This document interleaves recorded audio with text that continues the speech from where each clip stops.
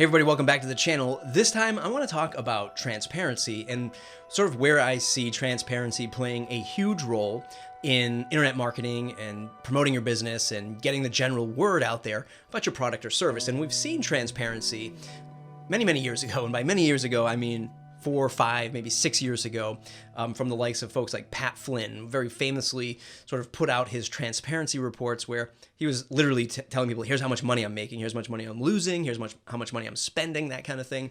Those transparency reports really became something that a lot of internet marketers were doing.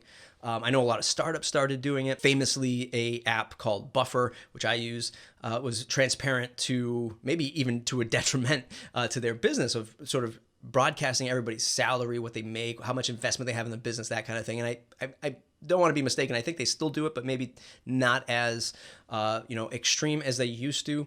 But it really became something that people were doing. Moving forward, though, I think that transparency is going to be even bigger. I'm seeing a lot of internet marketers. I'm seeing a lot of people now getting back into YouTube or looking at YouTube and saying, this is something that I want to do. And I talked about this in a few videos ago. And check out the video where I said how to get your first 100 YouTube subscribers. I talked about it a little bit there as well. But I'm seeing a lot of well-known internet marketers jumping into YouTube now. And I'm hearing a lot of stories from those types of people and other people around me saying, over the last couple of years, I'm just getting burnt out from the whole content thing. I started this business. I did really well with it. But now I'm getting into YouTube and I'm making YouTube videos and things just don't feel right. It's like a puzzle. The pieces aren't just really fitting together. And a lot of it, the stuff that I'm hearing and digesting is everything has been sort of this, I don't want to say facade, but it's been this avatar for internet marketers to put on this show, if you will, to really try to relate to an audience that they're going after. They're not really cultivating an audience from themselves, from their own personality. If they were super transparent of showing who they are, what they really do from day to day, maybe they'd have a different type of audience. And I feel like a lot of people are getting burnt out from that. And it's really becoming more true as they try to create more video and build an audience more personally like this. They're sort of tripping up with it. It's a little bit harder for them to do because, again, they've been only looking at this as, I need to define myself in this image to go after a certain set of audience so that I can sell products, services, courses, memberships to them.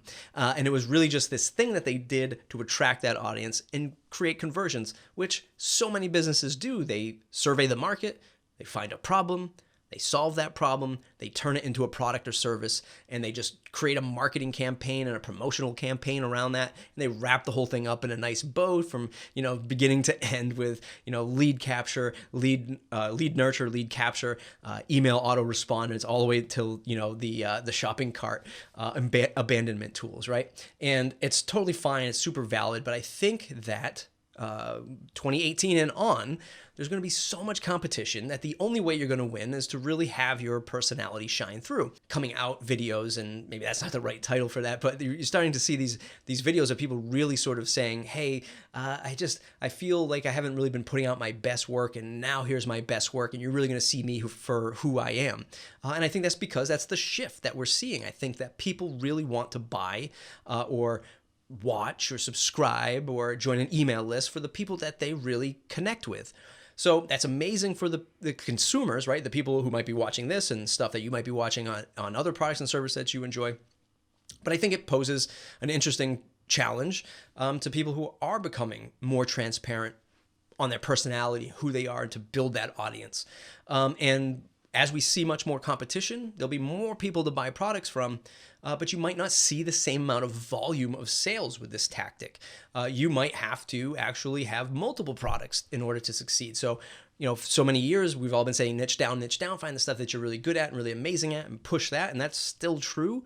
But I think we're going to start to see that shift where you're not going to be able to sell as much of the same thing over and over again.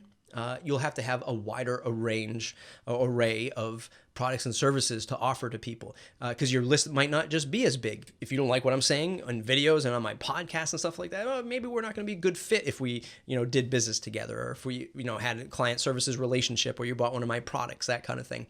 And that's totally cool with me. That's the way I want to sell it. It doesn't get this big, fancy splash, right? You don't see a sort of, you don't see me giving away a laptop, or, having coupons that I'm giving out every month, or big promotional webinar sales or things like that. I'm not saying those are wrong. It's just something I haven't put into my practice. It's always been transparency, personality, who I am, what I do. Here's how the sausage is made.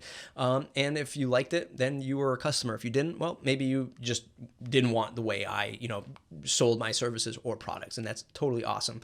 But I think we're going to see more of this in 2018. And this is something that spans across real life, right? This is something that, being more transparent in real life. If you look at today's news cycle, politics, world news, all of this stuff, we see hashtag fake news. We want more transparency. We want to really know what we're getting for this time and this money that we're giving out.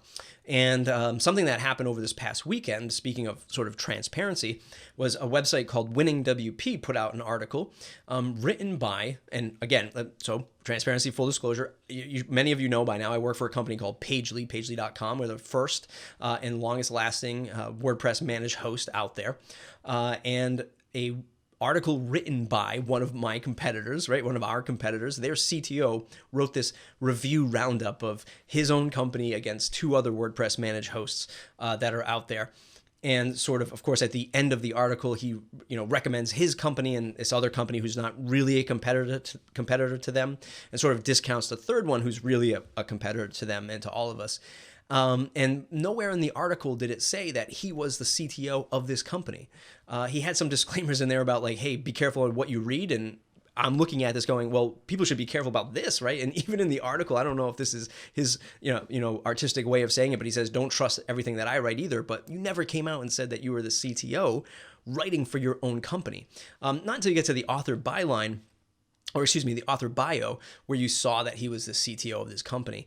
And I tweeted to them, and I sort of maybe went off the deep end a little bit. One, because I have some skin in the game, but two, as somebody who's been covering WordPress stuff for the last 5 to 6 years, it just really drives me crazy that where people are shipping content that is, I can understand affiliate links, but they're shipping content that's so blatantly biased, and probably illegal in some circles of business, that, how they could put that out there. Now, so I tweeted that out, and Bryn, the owner of Winning WP, contacted me, and he apologized, and he said even he felt a little uneasy publishing it, but he took a chance, and he saw that it just wasn't going to work for him. Other people sort of reacted in the same way. He promptly took the article down and promised never to publish an article like that again, and that's really cool.